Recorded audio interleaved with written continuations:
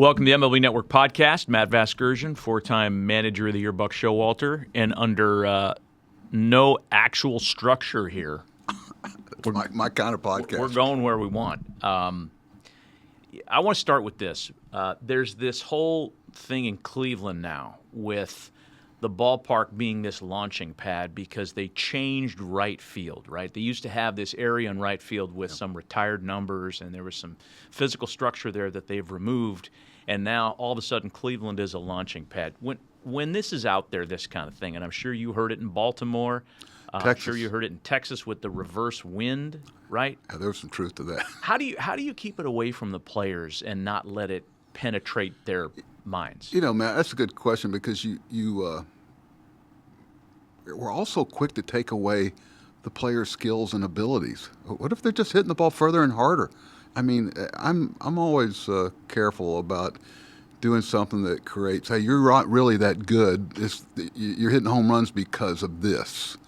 You know, well, last time I looked, it's the same for both teams too. If the other team's not doing it, well, they must be getting pitches because they're hitting better at home. Well, teams always, most of that stuff, I don't think the players dwell on it too much, but they're asked about it. You're always asking yourself, what are they going to be asked about? You know, and you try to make their path easier. So I don't put, everybody's talking about all these other teams and that division's not good. I don't know how to tell everybody. Cleveland's for real. Mm-hmm. They're a force, and they're not playing as many games within the division anymore. So everyone wants to say, all right, here's why they're hitting more home runs, or here's why they're better. Well, their closer's got about a 1 ERA. Their players catch the baseball. They have a good pitching staff. We're always looking for reasons. I don't let that filtrate in. You know, I always try to extol the players' skills and abilities. There used to be that narrative around the then Indians, then Jacobs Field, that part of their home field advantage came from the very discretionary use of camera positions, and there was some intel that was gained through that. You know, Matt, let me tell you something. First of all, in baseball, nobody can keep a secret. If that was happening, trust me, it would get out there. I'm a pitcher, and I get traded to another team. You don't think I'm going to make them quit doing it and tell the whole world about it? It's too competitive, and nobody can keep a secret. You know, everybody wants to talk. So, and there's another excuse. Wait a minute, let me look back at that pitch. What was a hanging breaking ball? It wasn't because they knew it was coming. Yeah. You know, I think a lot of that stuff, about 90% of it is just folklore and looking for an excuse for why somebody's doing real well or somebody's doing really poorly. I'm careful about going down those Some of it's paths. kind of fun, though. Of course it is. I myself loved... Now, there's some truth to it, okay? Maybe some of them. I loved the whole air conditioner on, air conditioner off at the Metrodome. That was one of my favorites. Yeah, you'd hear that thing crank up and everybody'd look around. I know in Texas, they took out this, I think it was called a Gold Club. It used to be, when they first opened that stadium, there was, you remember Juan Gonzalez complaining about you couldn't hit a ball out of there to left field. And what happened is the wind would come in and boomerang off that closure, and you'd see the flags going straight in. And I'd go out the mound to take a picture out, which I did a lot the first couple of years, and it would almost lift you off the ground, the wind blowing to right, and the flags were coming straight in. So it would come in there, and I remember we did a wind survey. We went to a firm in Kansas City, and they took this long tube that had smoke coming out of it, and they had a big stadium with the wind currents away it, and they'd put it down in each spot and show you where the wind would go because of the structure. So there was a lot of validity to it. Yeah. We spent a lot of money on that. And I said, I told our owner, Tom Hicks, Tom, you could have saved a lot of money. I could tell you which way the wind's blowing. I stand out the mound every night. I don't know what you paid for this survey. And it was always counterintuitive. I remember the discussion. Flags blown in, it's going out. Good hitter conditions. Well, that's something guys get to the big leagues, they don't realize. I remember when I first played in a big league ballpark, the third deck. First time you see a third deck, your depth perception is different. Every ball that's hit looks like it's going 800 feet, and it lands in front of you. I know we played the Cape Cod League All-Star game at Yankee Stadium. I remember going, oh, my gosh, look at the third deck. Because you look at things when guys come to the minor leagues, at adjustments they have to make. They have to make adjustments that they don't have that same depth perception. But the ballparks, there's not many parks. There's maybe 5 that the wind really plays.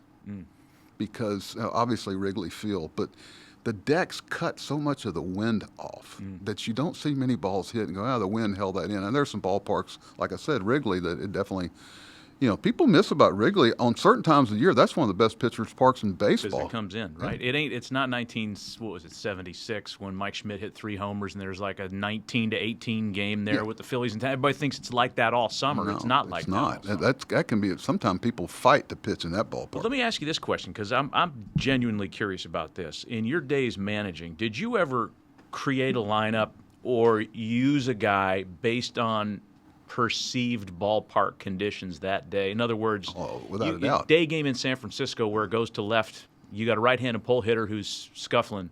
You might give him a chance on that day? You know what? There were certain things you could throw analytics out because they were going to follow that trend. I would always ask our analytic people everywhere I've been is, give me their numbers by ballpark. You could have a guy 0 for 20, and he goes into a place where he's got great memories, great positive images of him having success there, and he more than likely is going to follow that. I would go. There's just a ballparks and they know where they play well and where they don't. Guys that have been around, and that same guy would get 6 hits in 2 games, and then you put him in another park 4 days later, and it's like Ned in the Primer. He can't even put it in play. You go, but same way with pitchers. They pitch well in certain parks. Max Scherzer could rattle off where he pitched well and where he didn't. I mean, and they know who they hit and who they don't hit. Don't think they don't. And there's a confidence and just a comfort zone they feel. I used to tell guys, when you're going good, write down what you're feeling. Take a book and just write down what you feel like in the dugout, in the hole, on deck. What are you feeling? You're in the box. Tell me not necessarily mechanically what you're doing, then try to replicate that when you're scuffling. And it's such a mental, emotional game that goes along with physical ability. So, the ballparks and stuff. Yeah, I've run guys out there because their ballpark numbers were unbelievable. Now, I mean, today, obviously, the data that we have access to is much deeper, much more comprehensive than what you may have had access to in the early 90s when you took over the Yankees. Can you remember an occasion where you might not have been aware of a guy's ballpark success and he lobbied you and had to tell you about it to the point that you might have put him in the lineup? Not much. We were doing a lot of those things. I was aware of them, but they would make you aware of them, and I remember Paul O'Neill when he first got to us with the Yankees. Paul was hitting 191 career versus left-hand pitching. And we had just traded Roberto Kelly, who was, well thought of in New York for Paul O'Neill. Was he Roberto then, or Bobby, or Bob, or Rob? He was Roberto. There were about 6 name changes there with him. And I remember I said, Paul, here's the deal. It's very important that you get off to a good start in New York. And Stick Michael, we talked about this. I'm going to platoon you early on. You don't want to get off on a bad start with the Yankee fans. Because we just traded Roberto Kelly for you and da-da-da-da. And he was like, oh, I'll hit him. I said, okay. You're going to get a chance to hit these left-handed guys. When they come in and you get left out there, you look at my face on that guy and you just try to hit it off his forehead. Oh, he was so mad. He used to – I'd go out to talk to him during BP, and he would run from me. He was so mad at me. And so he finally started hitting them. But I remember there was a guy named Bob Patterson, I think, left-hander. He was like 1 for 28 off of something. It was awful. And he was on deck, and usually Paul would try to hide from me when I was wanting to pinch hit for him or something early on the first year. And that one, he just grabbed his bat and started walking back, and he said, hey, you don't pitch hit for me off this guy. He goes, I'm never going to speak to you again. I mean, he knew exactly. They knew.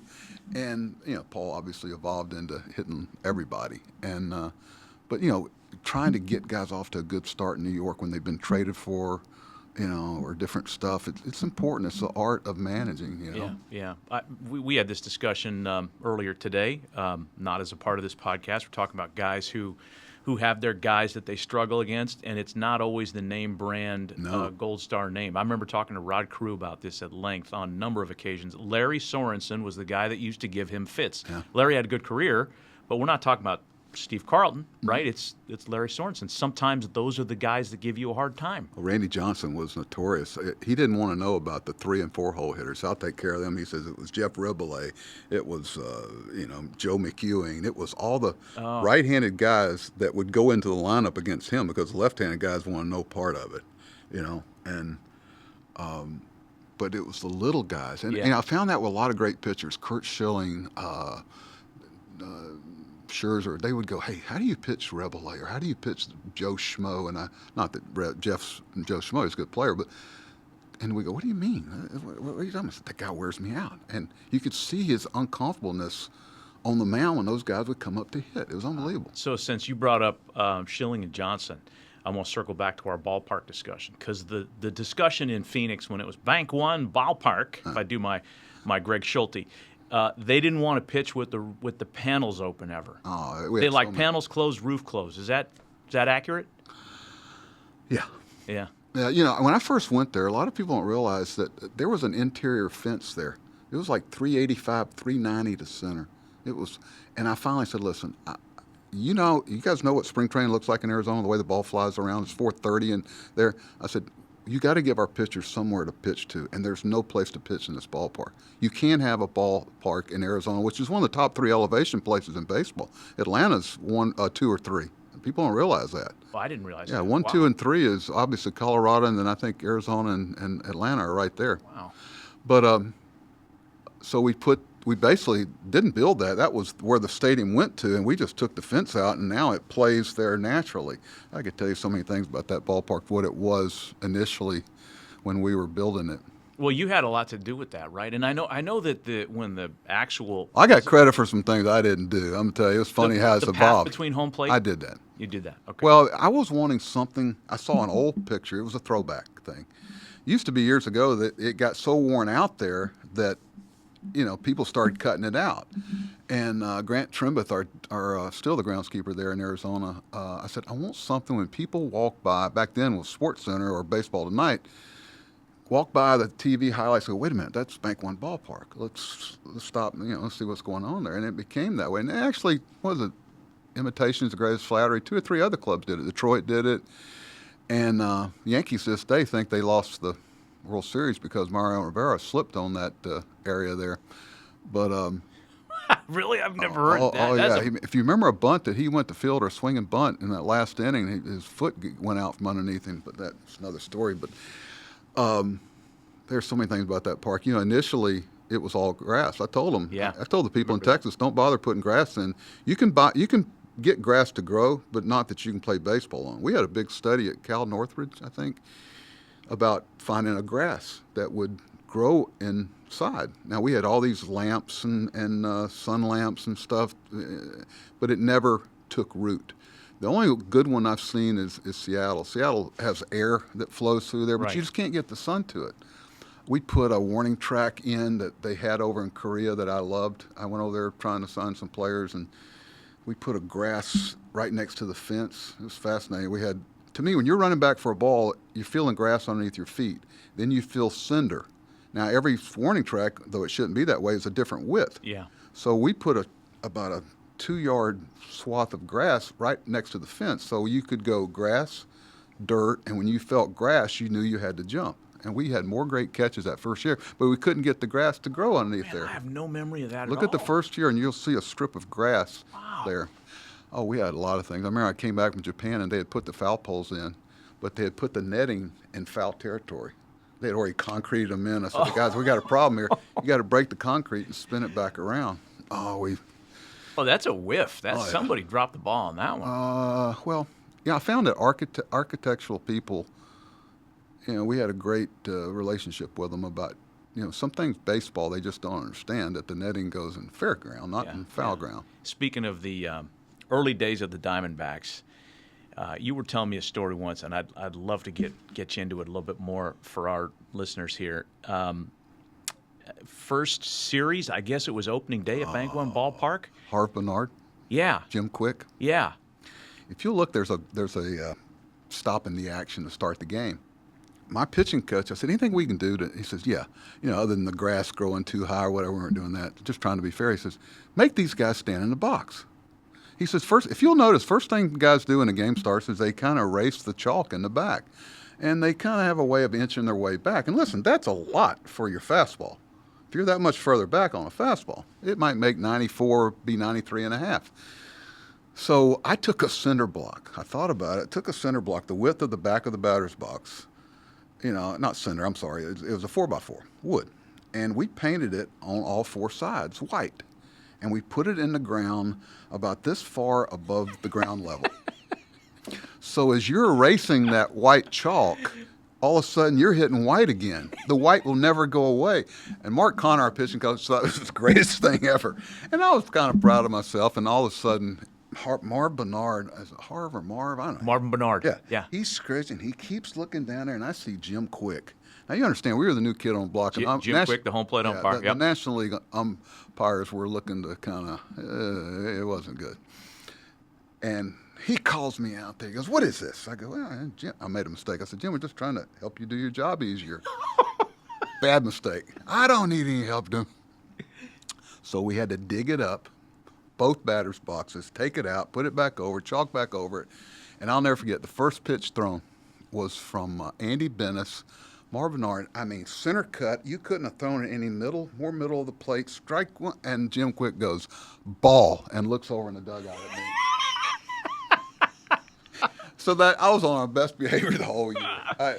Jim and I talked about that later. You know, because we didn't do that anymore. Because you had such such memories and so much time with Billy Martin as a younger manager. That reminds me of one of my favorite Billy Martin stories. And I had a chance to ask Mike Norris about this, who was one of the A's aces in the early 90s. They had those four guys 80s. that pitched every McCaddy. All those poor guys, Art Fowler just blew them out. They all pitched like 500 innings a year, and they were cooked after 3 years. But anyway, 81, and Billy's A's are playing Maury Will's Seattle Mariners.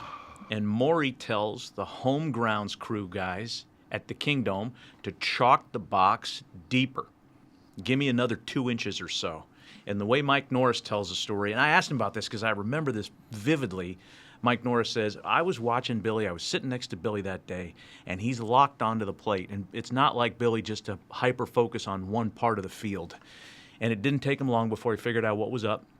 He went out to the umpire and said, "I want you to check this batter's box." Umpire checked it. It looked a little weird. Umpire asked the grounds crew guy, who admitted that Maury Wills asked him to chalk it deeper because they wanted Rick Langford's breaking ball to break, and his batters would have a perceived advantage there. Maury Wills, first bunting cage I ever saw, we copied it in Tucson, spring training. They had a bunting cage with the Dodgers where all they did was practice bunting. They had the foul lines down through here in a cage, and guys could go in there and perfect the art of bunting. And we copied it. It was great. It was a great tool for us back when pitchers were bunting. Wow. But the little things like the length of the mound. My bullpen coaches, one of their jobs is when we go to a ballpark is you take the tape measure and you measure the length in the bullpen. Because there's an advantage. If you warm up at a shorter distance or a longer distance, then you go in the ballpark to start the game, and it's a different height because you're gauging your breaking ball and everything. The slope, you had to make sure the slope. Like the league comes around and is supposed to measure them. Well, heck, I can. If you measure it on Monday, Tuesday, I can have it back to where I want it the next day. So you got to be careful. There's checks and balances. So on the occasion that your coaches found something might have been a miss, what do you do then? How do you handle that? You grab the groundskeeper and say, "Hey, I know you didn't mean anything by this, but we'd like to make sure this is right. Can you fix this?" And they'll fix it once they've been caught. So I've always wondered about that on the game mound too, because we hear in Tampa that right-handed two-seam pitchers have more extension off that mound than any other mound. And you hear something like that. How can that be? Yeah, you'd have to show me exactly. I know Scherzer in Port St. Lucie. I'm sorry, Verlander and Scherzer, but Verlander was source one. He had an outing. Some people might think he had scuffled his first outing or two with us, and he said, "Buck, there's something off with that mound. The slope, something's different, pushing off." And I said, "No, we've done it." So we went back and lasered it, did everything. He was right. It was off. So your guys would actually. You got the tools and you're measuring. Oh, you can. Well, you can. You have to get the ground to laser them, But we just bring a tape measure, in front of the. How far it's supposed to be. It's some paranoia, okay? Yeah. But what's the expression? I'm not paranoid. I'm just alert. I know what people do, and you have to do it yourself before you know what other people are capable of. That leads me to another question for you, and I've always been curious about this. You're managing, and you're pretty convinced that somebody on the other side is doing something wrong. Somebody's got sandpaper in his glove. Somebody's using a loaded bat. How do you figure out in your brain I'm going to say something about this at risk of opening up Pandora's box. Yeah, you got to always think about the arteries of your decisions, especially as a manager. It's very easy just to emotionally knee jerk, and there's you got to realize there's repercussions for it. Mm-hmm. And I remember we checked a bat of Tony Phillips with Oakland, and later they told me not Tony, but I'm not going to throw Tony on the bus, but it just said you were hit at bat too late. Mm. That was back when a lot of guys were doing things with their bats. And this day, Matt, I can hear a sound. I can tell you what sounds like a cork bat. Really? Yeah, if you don't cork it properly, there's a little hollow sound to it. You got to make sure you pack it, because when you hit with it, it pulverizes and then it creates some space in the hole. Not that I know how to do it. Well, but there were so many. What was it? Just different things. You through the years, something's going on. I've had plenty of them. I think fans would be pretty surprised. Like if it isn't for the fact that the thing breaks and the Super Bowls fly all over the place, like has been the case in the past, or if a player actually admits later on that that was happening. Norm Cash. Tigers' great Norm Cash, 1961, put up these huge numbers and then admitted that he used a loaded bat for most of the season. Well, it was just like, say, moonshining in the mountains. It was passed down from generation to generation. Without naming the player, I could tell you who taught me. If I wanted to do it. I used a cork bat one time in AAA and scared the heck out of me. I hit 2 home runs. I hit a home run that night, and I knew they were going to check the bat because I don't ever hit a ball that far in AAA. And I remember I was giving the bat boy $3 a night just as soon as it left my hand to grab and run. But I knew how to do it because it was just part of the, it was handed down the way to do it properly and the way to do it improperly. Is it so? I know that most of the stories that I can come up with of that art, if you call it that, are late 70s, early 80s. I'm sure that's happened from then on. Happening more often now than it did in the late 70s, early 80s, or less? Some of it was you didn't get as many bats. Now, traveling, there's so many bats these guys get. I mean, gosh, you used to have 6 or 7 bats. You didn't touch anybody else's bat, and they didn't break as easily. The wood had a chance to age better. So I know they had a big warehouse burned down and put the aging of the bats behind years ago. And that's why a lot of it started, because you were getting a lot of green wood that hadn't been aged, and it was starting to break easier. Oh, I can get into a lot of detail about it. One of the I don't know if it was Louisville Slugger or Adirondack had a warehouse where they stored all the white ash burnt down, and so the aging process of the wood was sped up where it didn't get aged as well. Wow. Look that up sometime. I mean, was that the beginning of all the boutique bat companies? Is that how that? Yeah, and now they all ran in there, and it really started some people corking bats. I really believe that, because the guys just weren't getting good wood. I know you knew minor league wood. We used to get 6 bats a month in the minor leagues, and that wood, the grains were all crooked. It was green. You knew you were getting a minor league bat. When someone showed up in the minor leagues and they had gotten a major league bat from somebody, I remember Ricky Henderson sent somebody, Willie McGee, some wood bats from the big leagues, and it was like, God, he had the holy grail there. Did you have a guy that was the most, specific about bats? Like would only swing? Wade Boggs. Yeah. Wade Boggs. He could tell you. The great hitters knew when something was off. You order a 32.5 ounce bat, and if it was 32.25, he knew. Wow. And it was like he didn't miss on it. It's certain bats. He would walk in and if we had a rain delay, it would kill him. Hey, what time are we starting? What time are we starting? What time? He'd come in like every 5 minutes. Wait, I'll let you know. I'll give you a good, how long you need? I need 20 minutes. I'd let you know. Bats, there's so many guys that, creatures of habit. Oh, God, the stories I could tell. Give me one on a pitcher. That's because that's interesting to me, too. A guy who is just the most superstitious or specific, we'll call it anal retentive, whatever we want. Turk Wendell. That's right, you had Turk Wendell. I didn't have him, but I heard enough about him. And just brushing watching his teeth between innings. Oh, my gosh. I had a lot of them that wouldn't admit it. I was superstitious about not being superstitious. So I made sure I stepped on the line going on and off the field, which was almost a superstition in itself. Through those years, people talk about the pocket I had in my pants. In the front of them, I had a pocket there because that was the design of the uniform back with Billy. The commissioner came down on the coaches that they were putting their cigarettes. They had a pocket underneath their jersey, and they'd put their cigarettes there, and heat her up. Then they got on about that, so they put a pocket in here. Well, now they really came down, and you couldn't be seen smoking. So he created this pocket in the front for the cigarettes. You could take a couple out and stick them down in there. Well, that was a pattern for all the coaches' pants. And through the years, Rawlings or whoever was making the uniforms, Wilson, they never changed that pattern for my pants. And they always come in, so say, oh, you got that pocket. I didn't put the pocket there. It was for my cigarettes if I smoked, which I didn't. And that's what that was through the years, was a pocket for the cigarettes. Oh, that's great. Here's another one I'm always curious about.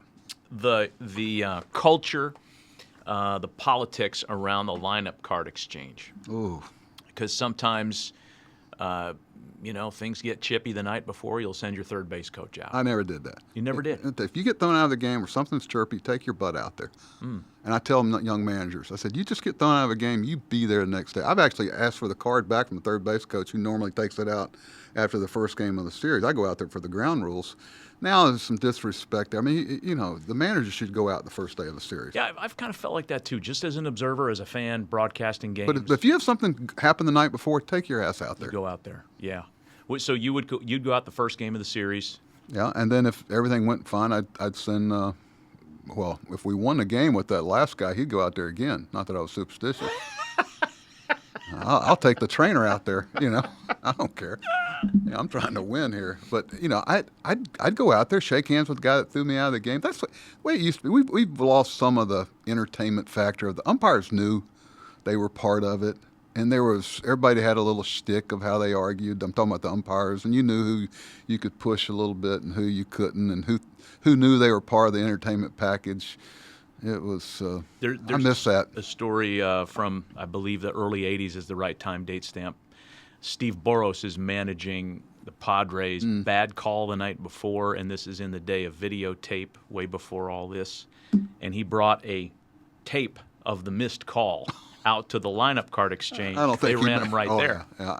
I don't think I've ever got thrown out before a game. I've gotten in some altercations with other managers behind home plate during the course of games, but nothing that I know. Tony and I, LaRusso, got into one with Oakland, and now we're close friends, and it was just part of it, Does it get to the point where it was so bad with either an opposing manager, opposing player, or umpire that you avoid the guy the rest of the series?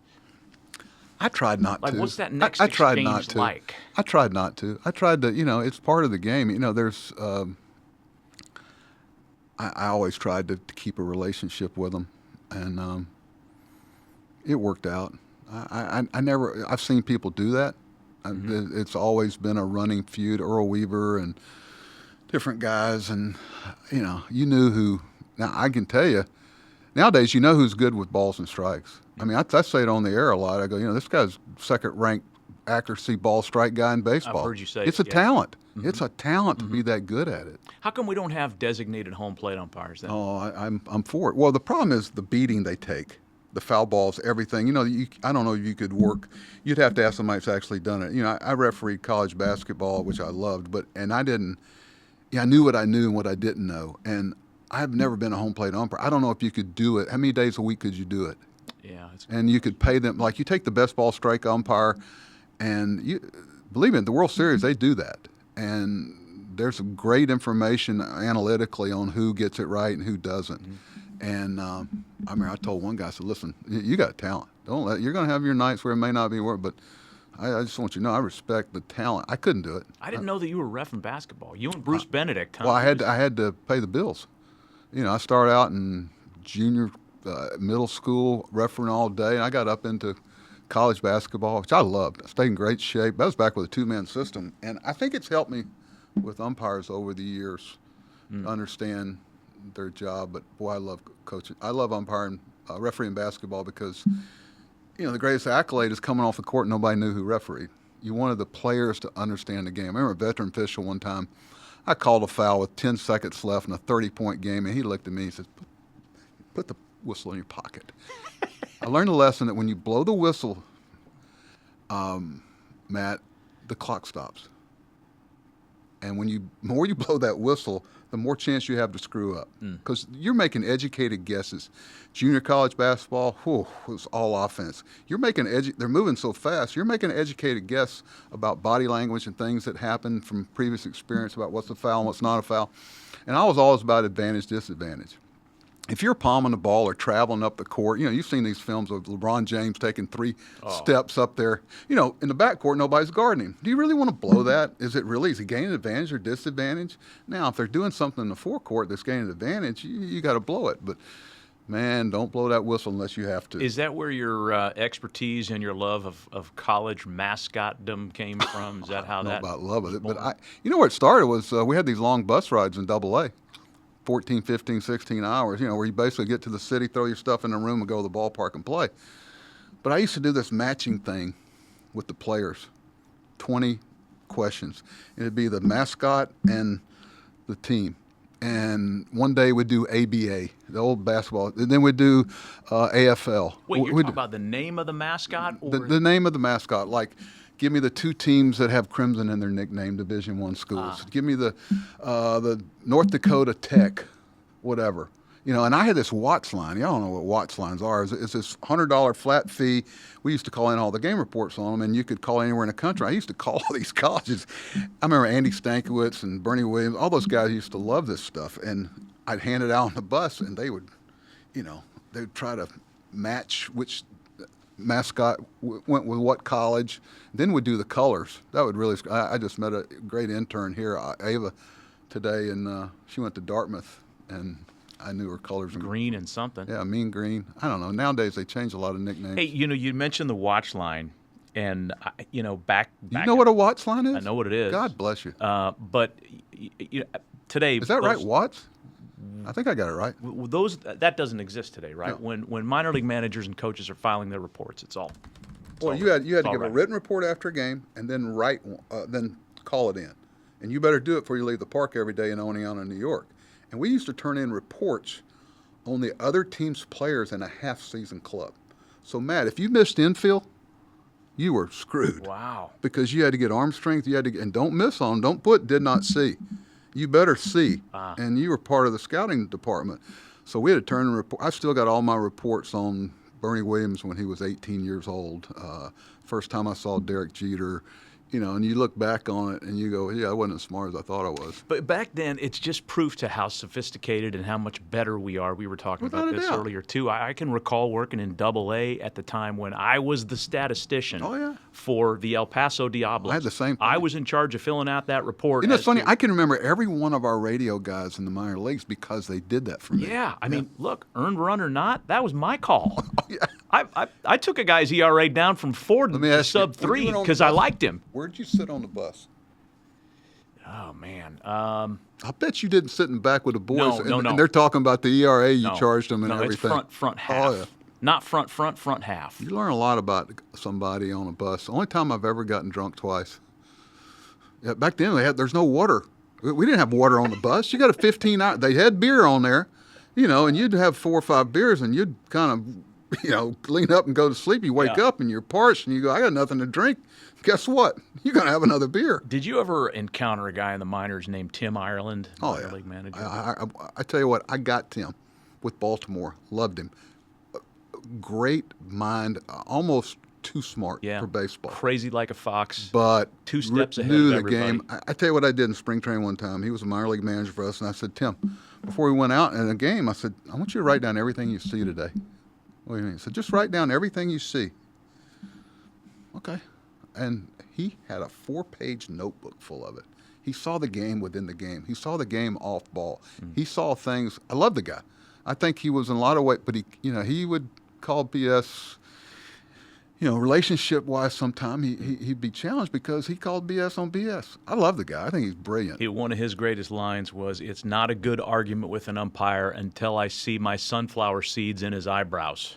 Yeah, I can see that coming out of Tim's right mouth. up here. This is the same guy, by the way, who, in order to preserve his own seat on the bus in the minor leagues, used to wear a chain of homemade garlic under his uniform, not shower. Nobody wanted to sit next to He him. had all the, what do you call nature remedies? There's a word for it. But he had all the nature. It was garlic. It was all the stuff that health related. I said, Tim, what are you going to do? Try to live forever? He goes, I'm going to give it a shot. We had some. I asked you about Travis Lee in '98. Oh, one of the most naturally gifted guys ever. And love Travis Lee, a kind of guy you'd love to see walk through the door with your daughter. Say, hey, Dad, I want to marry this guy. Later on, I just didn't love baseball, but he just overpowered it talent-wise. And could have been, should have been, would have been, could run, could play the outfield, could play first base, had power, could hit for average. But he's happy. And I said, I used to tell him, Travis, you happy? Whatever your decisions are in life, you only get one shot at this. And I love Travis' skill set, and he didn't want any hazing. I hate hazing of young players. I just don't allow it. I think it's stupid. I wouldn't let any of that go on with Travis. And I think about some of the great characters of the game I've been around. One of them, Frank Howard. I could sit here and tell Frank Howard's stories I'm blue in the face. He was so special to me. He was my coach, first base coach, and hitting coach for us with the Yankees, and he accepted me. I was 35 years old, hadn't played in the big leagues like he had, period, and he treated me with respect. And God, what a great example he was. Just huge man. Can't imagine what a long way that spring went training. for you. Oh, he was all business. To have him be. Well, I had Cleet Boyer. I had some guys that had a lot of skins in the fight, but you had to cultivate them. You had to know that you respect their opinion, and you wanted to hear from them. You wanted them to have input, and building relationships with those veteran Yankee coaches and players was important. But Cleet and some of the door opener I had with Billy's relationship, Martin helped me too. But Frank, just the work ethic of Frank. I mean, guys, we used to go on a road, and guys, we didn't have to make the trip. But I'd come back and Mattingly go, don't ever leave me back with Frank again. He almost killed us. They had to turn the lights on here. Do not take me on every road trip. Frank used to, hey, young man, this is a red alert work here. I ain't got time for you. I got to hit some fungos here. Frank, what'd you do with the outfielders today? We took 100 line drives, 100 fly balls, 100. No, but Frank, what'd y'all work on? He goes, young man, this is a game of repetition. Yeah, all that other BS you're doing. No, we're just a game of repetition. Okay, Frank, play. Frank, what are you going to do with hitters today? We're going to hit till our hands bleed. Okay, Frank. Frank would come in and go, let me see your guys not playing tonight. I go, back then we had 6 extra players, 5 or 6. He'd take them out in the outfield in Metrodome and run them until they die. He said, these guys got to keep their legs. Please, Buck, play me tomorrow. Don't let Frank take me out in the outfield again. Frank would get in that sauna with barbells. I mean, my first recollection, big league camp, I walk in at 6:30 in the morning, Frank's sitting there in a jock strap, shower shoes, and a crossword puzzle, and a cup of coffee. That's all. I go, Frank's the first guy I saw smoke in the shower. Somebody said, hey, you got to see this. I go around the corner, Frank's sitting there, got a heater, soaping up and everything. Oh, I could tell Frank Howard stories on blue. Is the heater out of the shower? Or did he have like a plastic? Corner of his mouth, and I'm going to get close to water, he'd take it out and hold it over here. I had Russ Monk Meyer, Bobby Hoffman, farm director, when I first year managing at 28 years old in the New York Penn League. He stuck me with an old Philadelphia whiz kid, Brooklyn Dodger pitching coach, Russ Monk Meyer. Oh my gosh!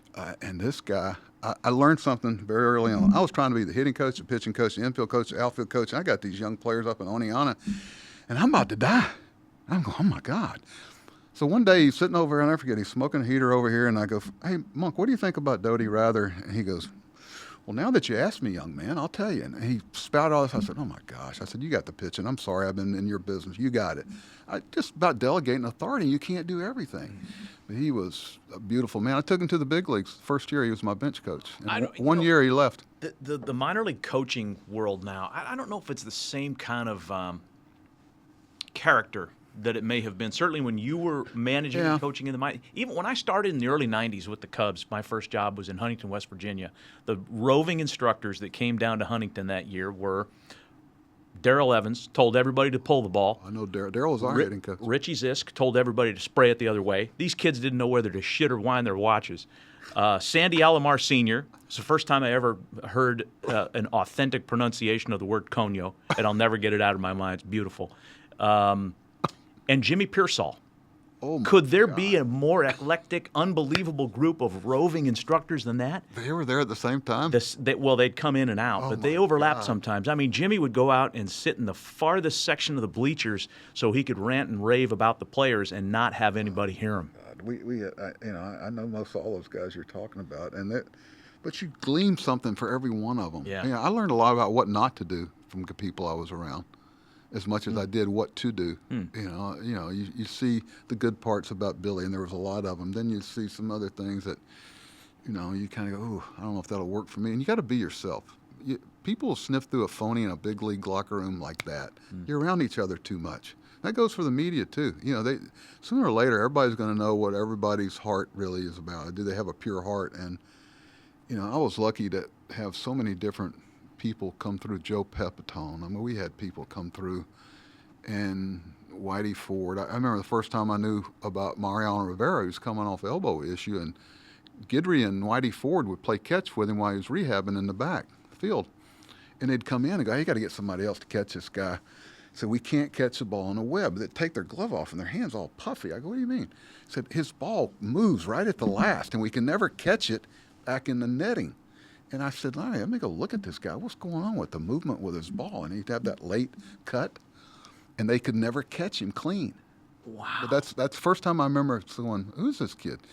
And 'cause I had him in extended spring. We used to let him play center field on Sundays. We'd play pitcher games. First time I saw him run around the field in the outfield. First time Bernie Williams, we started switch hitting him. Back then, if a guy could slide on both legs, you thought about him as a switch hitter. Most people can't slide on both legs. Bernie could slide on both legs. That's interesting.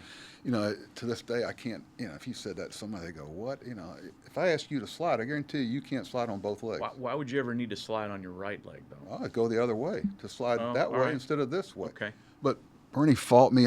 I'd gotten his dad and mom, well-educated, really classy people from Puerto Rico.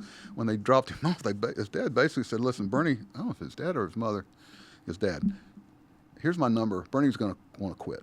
Bernie's going to want to come home." I go, "What do you mean?" He said, "Ah." So we're switch hitting, and Bernie's fighting it. He's fighting it tooth and nail left-handed. He wants no part of it. He comes in, he goes, "That's it. We're somewhere in Sarasota in the backfields, nowhere land. I'm going home. I'm quitting. You got to. If you're going to switch hit me, I just might as well go home and go to med school and whatever and everything." I said, "Okay, Bernie. All right. Well, I need to make a phone call then if you're going home." And I said, he goes, "What's that?" I go, "What's your dad's number?" He said, "You would quit. You would come home and you wouldn't stick it out." "What? No, don't call my dad. Don't call my dad." And I said, he said, finally he goes, "I'll try it for one more week." And he started picking it up a little bit. I got him to bunt the ball some for hits, and it got good to him. I said, "One day you're going to thank me for it." Years later, we're in winter ball in the Caribbean World Series, and then used to go over there and scout for the Diamondbacks. He's on deck. He goes, "Buck." Calls a big stir because Bernie Williams is big there. I go down. I go, "Yeah." He goes, "I just wanted to thank you. Remember you told me years ago, thank you for switch hitting." The Caribbean World Series, he told me that. Man. Anything but the call to the dad. Oh, everything. He was gone. "And where's the plane ticket?" And I said, "Well, let me call the dad." "Oh, no, don't call my dad." That's great. No, Bernie, that was one of the reasons we got rid of Mel Hall and some of the other things. When they were making fun of Bernie and all the things that were going on there, Stick and I started picking out, he's got to go. He's a keeper. You bring in Paul O'Neill, you bring in, different guys that kind of fit who you wanted to be. And, the last deal we made there was for Tino Martinez. That was one of the last trades. Worked out pretty good. Yeah. But there was so much more went into trades back then. It was so much about how they fit with the makeup and who you wanted to be. That's one of the things we did in Baltimore is we really were picky. Like we couldn't out-spin people, but we could out-evaluate the other parts of it. We brought in the 6-year free agents. And one of the big things we did was got our ownership, Mr. Angelos, to start paying what the Yankees were paying for AAA talent, the free agents, the 6-year freeze.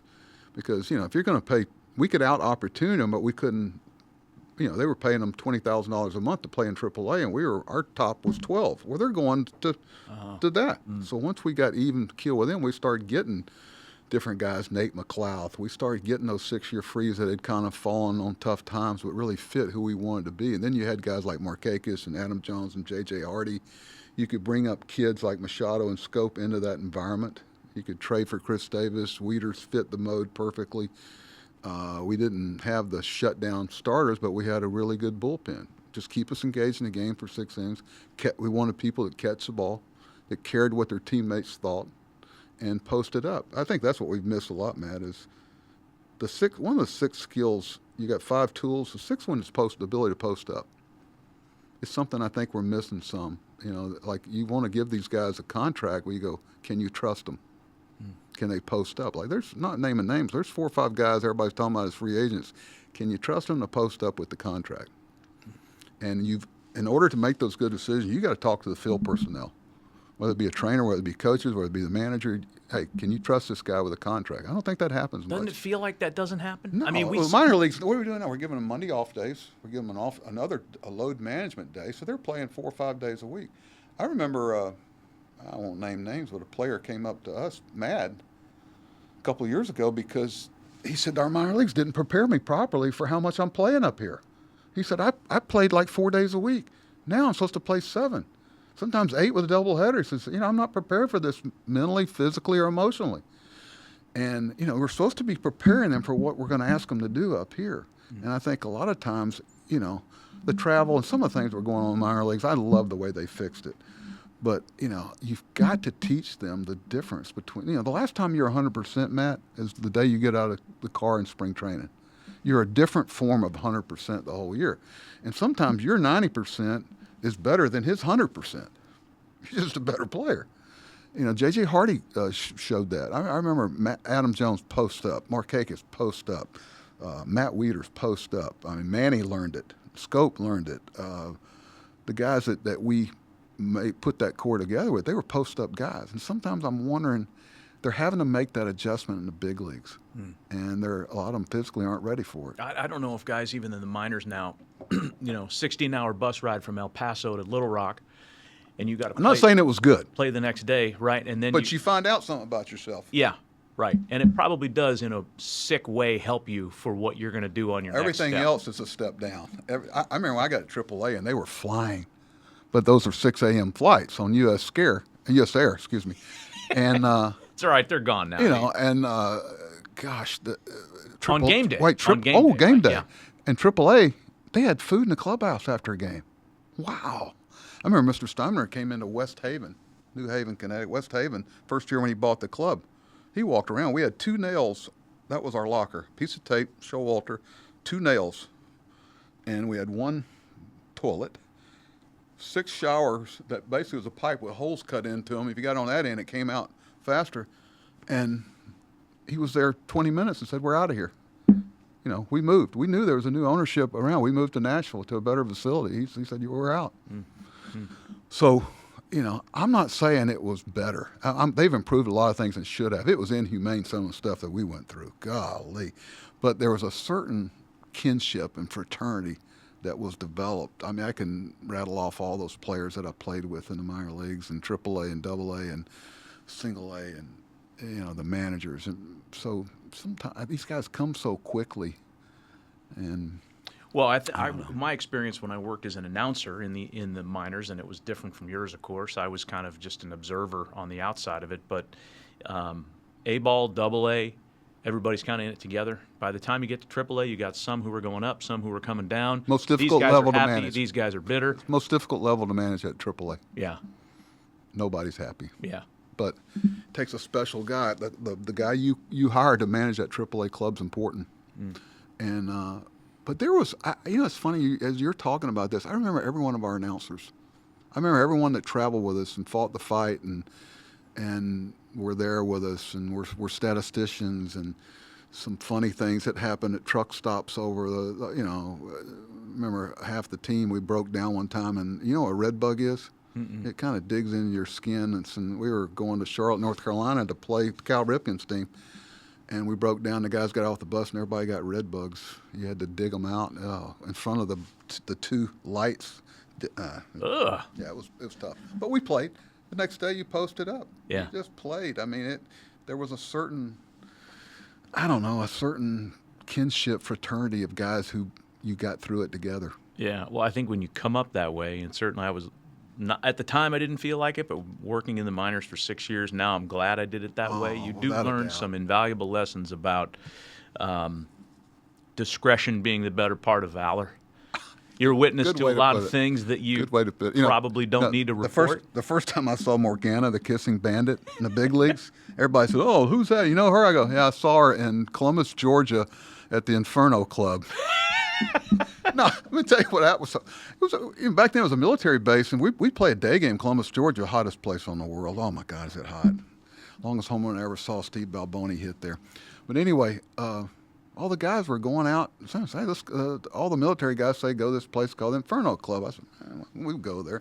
It's long before I was married or met my wife. Okay, and we get there, and this guy's selling pictures at the door. It was her husband, I think, and we're going, what kind of place are we in here? Next thing you know, there's a stage up there, and the curtains pass, and here she comes. And I'm like, I'm a little guy from Northwest Florida, small public school. My dad's the principal. I'm going, excuse me? And years later, I'm in the big leagues, and here she comes running on the field. They go, you never seen her? I said, yeah, I saw her. Yeah. 1980 in the Inferno Club. Way before she kissed George Brett. Oh, my gosh. Yeah. And it was quite an education Yeah. in the Southern League. Dynamite Lady was the kind of the next. The Dynamite. Remember, she used to shoot I remember herself. Dynamite Guy. There was Dynamite Lady. She didn't know blasted that. herself out of a cannon. How about the San Diego Chicken? People Great- forget about the him. great Ted Giannoulis. Oh, my God. And he used to run with us. I mean, you get through with how about Max Patkin? Yeah. Oh, God, I miss A him. dirty old bird, too. There's a cameraman in San Diego named Eddie Ibarra, a great guy, who was a senior at San Diego State University and friends with Ted Giannoulis. And they're about to graduate, and they go to the student union, and they see 2 jobs posted on the job board. One is for a cameraman. One is for a mascot for a radio station. Ted Giannoulis chose that one, and he's a multi-billionaire now. And Eddie, bless you, Eddie, he's a great camera operator, but he's still running camera. And they both made a good career. They both made great careers. Oh, man. One guy's got his feet up on the furniture right now. How about, do you remember the Eddie in his court, the softball? People King in come his around? court. King in his court. Yeah. Eddie, what was the name? Forget his name. That's another one from West Virginia. That was a when I lot of there. can't miss pregame stuff. You know, in Nashville, we were drawing 500,000 people. They used to rope off the warning track for the people would come in there, and it was some type of act. They'd have something every night there. Conway Twitty would sing the national anthem, then Boots Randolph would do it on a sax, and then different guys that now ended up being unbelievable performers. The Oak Ridge Boys were part owners of the team, and Conway Twitty, and the national anthems were must see. Everybody'd run out to see who was singing that night. I bet. Quarter hot dog day in El Paso for me. You'd have a van pull up when the gates open. 2 guys would get out. They'd buy about $40 worth of hot dogs like this. They wouldn't even come to the game. Hey, And were you in El Paso or just visiting? I worked there. Yeah. No, Our AA club was in El Paso with the Diamondbacks. Whoa, was that that was smoking. after my time. Was it Cohen Stadium or was it? I can't remember. I scouted there for a guy named what was the shortstop? Danny Clausen. Oh, yeah. We drafted him. Didn't realize that he couldn't take anti-inflammatory stuff. Oh man. And we missed that on the El draft. Paso for me was it was minor league heaven. It was the best run, most attended, Yeah. most maverick promoters. The owner of the Did team you go across the border much? every Friday. Every Friday. We had to make it off limits. When it was still okay to do that, we'd walk across the border, have a couple of cheap beers, fill out our 6-team college football parlay card, and we'd walk back home. That's living. You're God, not, that's you're life. not doing it now. No. But the owner of the team had a connection with a merchandise shop, a merchandise manufacturer in Boston. And when there'd be like an excess shipment of, say, shiny satin Boston Celtics shorts, they would make their way to El Paso for a giveaway. So exactly what the Boston Celtics shorts giveaway and the 1993 El Paso Diablos had in common wasn't much, but the guy bought them for probably 5 cents a unit and then handed them out at the I gate. believe it. We played the Memphis Chicks in the Southern League, and they would have, I didn't say dollar beer, 10-cent beer night. 10-cent beer night. That's gonna be a 10 problem. cent. Little cups, about half the size of this one, like that. And you can only get 5 at a time. Well, I'm telling you, Matt, by the third inning, the whole place was shit-faced. I ain't kidding you. And I remember, I'll admit it, we went up in the stands. We got into it. Eddie Napoleon, who coached first base for me in the big leagues, was coach for Johnny Oates. And he was saying, "Hey, calm down, nothing, stay out there." And the dugout was right here, and about that time, he gets hit in the head with a can, hits him right in the can, the half full, and next thing you know, Knapp's 2 steps on top of the dugout going in the stands. And I grabbed Knapp, and next thing you know, the whole team's up in the stands. Ooh. And back then, you had your skirmish, your fight, and came back down the dugout, and you played the game. And nobody said anything about it. But 10-cent beer night at Tim McCarver Stadium and the Memphis Chicks. Oh, Lord. That sounds like a scene out of Slapshot. Oh, we got in one in Charlotte. Cal Ripken's on the team. Guy got his earlobe bit off in the fight. I mean, back then there was no wolf calls. We used to tell him, "You want him? Go get him." Not saying it's right, but don't wolf call and get everybody involved in something that you're not really wanting to do. Yeah. I had my first skirmish ever was in West Palm Beach. Philippe Allou's the manager. Scott Sanderson. I had broken up a double play, and they were mad at me. It was my second or third game as a professional. And I told Eddie Napoleon, I said, "Probably going to throw at me here." And he goes, "Well, do what you got to do. We got you." I told the guy on deck, I said, "Hey, if he hits me, I'm going." He said, I said, "You make sure you get the catcher because I want to get to the mound." Sanderson was from Vanderbilt. I knew him because I went to Mississippi State. And sure enough, this first pitch hits me right in the bill of the helmet, breaks the bill.